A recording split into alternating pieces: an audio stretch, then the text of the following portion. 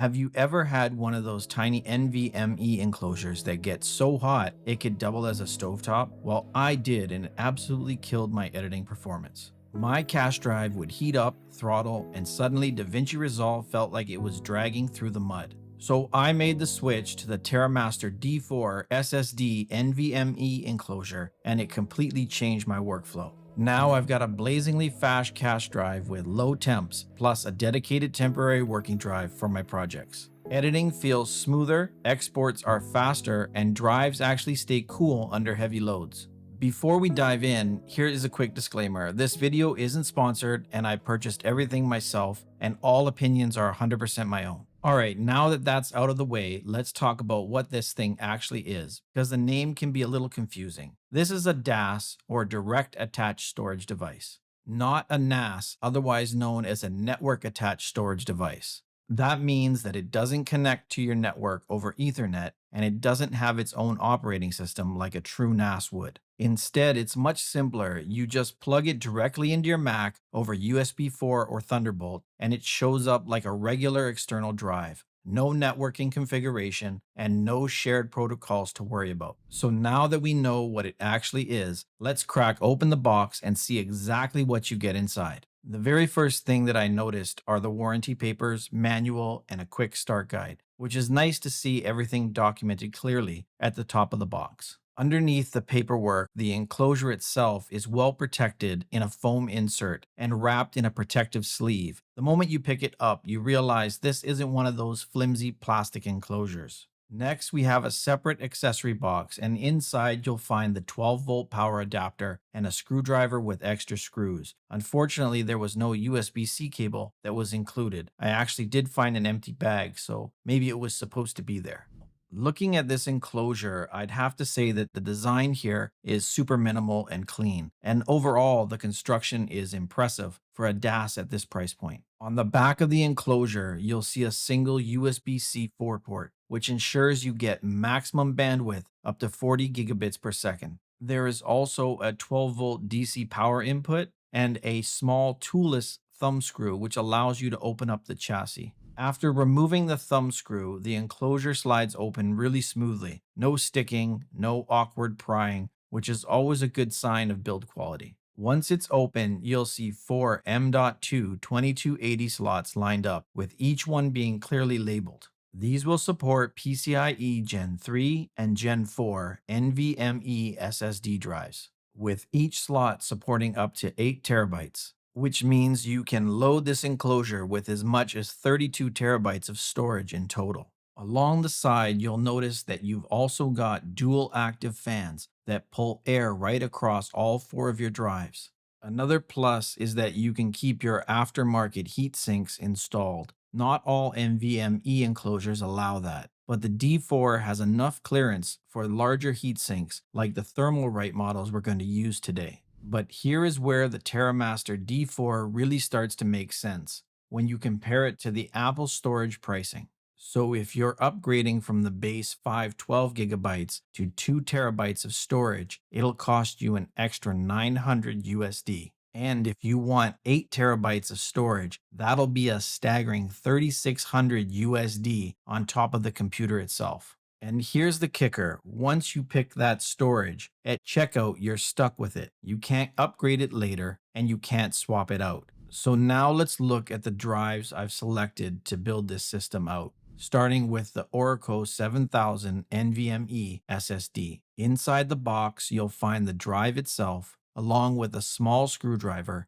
heatsink, and some extra screws and a user manual. Next is Samsung's 990 Pro NVMe drives, and if you slide open the box, you'll find the drives safely tucked into a protective tray along with the warranty information. I prefer to use aftermarket heat sinks, so that's why I picked up 4 Thermalright TRM.2 2280 heat sinks. Out of the box, it comes as a single piece, but it's actually two pieces, a top plate and a bottom plate, and they're screwed together as one solid unit. Remove the screws and you'll see two thermal compound strips, one for the top and one for the bottom of your NVMe drive. That way, the SSD is completely sandwiched between the cooling material, pulling heat away from both sides. It's a simple but really well engineered design. And honestly, I love this heatsink. It's built like a tank, and it does exactly what you want if you're pushing your drives hard during video editing. In order to install these drives onto the heatsinks, you will need to remove the 4 screws to separate the top and bottom plates. Then we will have to place the SSD so it sits against the top thermal compound strip. Then line up the bottom strip and gently lower the plate into place so the drive is sandwiched snugly between the two.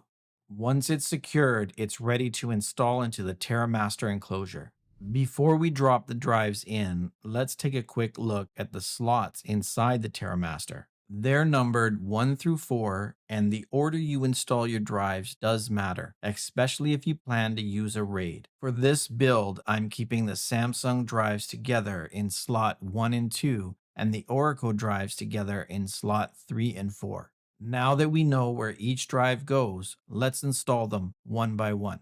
One thing to look out for is NVMe drives only go in one way. One side is longer than the other, and you'll need to match the shape to the slot, and then it will slide in smoothly without any force. You'll want to slide the drive in at about a 30-degree angle. Once it's fully seated, press it down flat and secure it with the retention screw. By keeping 2 identical Samsung and 2 identical ORICO drives together, everything stays consistent, stable, and reliable. So let's talk about how we're going to be setting up our RAID arrays. For the Samsung drives, I want to run these in RAID 0, which stripes the 2 drives together for maximum speed. And for the ORICO drives, we want to be using RAID 1, which mirrors the data across both SSDs, making it perfect for our temporary project files. Next, we need to format each drive so macOS sees them cleanly, and then we can build the RAID arrays.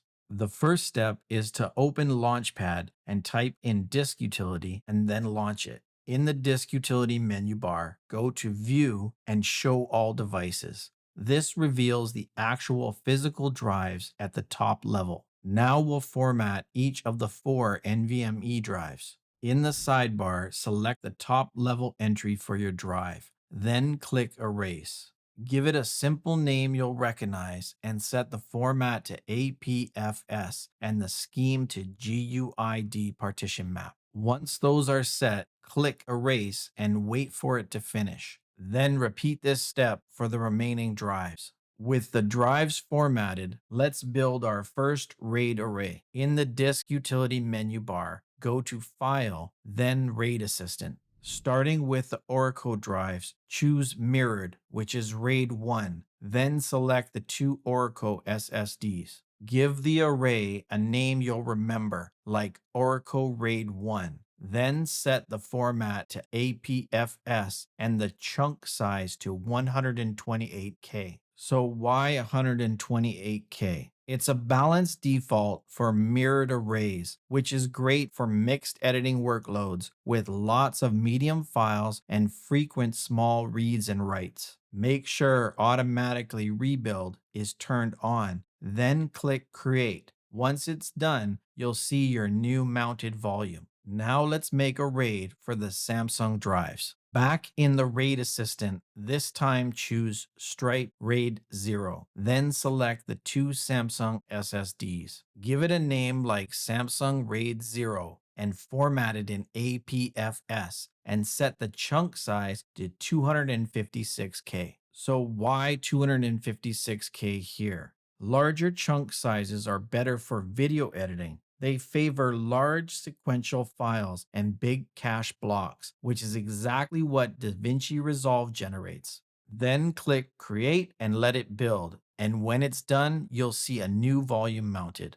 Now that your RAID arrays are set up, let's see what kind of real-world difference they make. I ran pre and post RAID tests using the Blackmagic Speed Test app, and here are the results. First, let's look at the ORICO drive and see the performance of that drive before RAID. We can see that write speeds are around 1500 megabits per second, and read speeds are just over 1500 megabits per second. Solid numbers for a single NVMe, but nothing game-changing. Now let's look at those same drives in a RAID 1 mirror. The write speeds hold steady at roughly 1500 megabits per second, but the read speeds nearly double to about 2900 megabits per second. And that's the benefit of RAID 1. While the data is duplicated for safety, the system can read from both drives at once, so you get a big boost in read performance while the writes stay the same.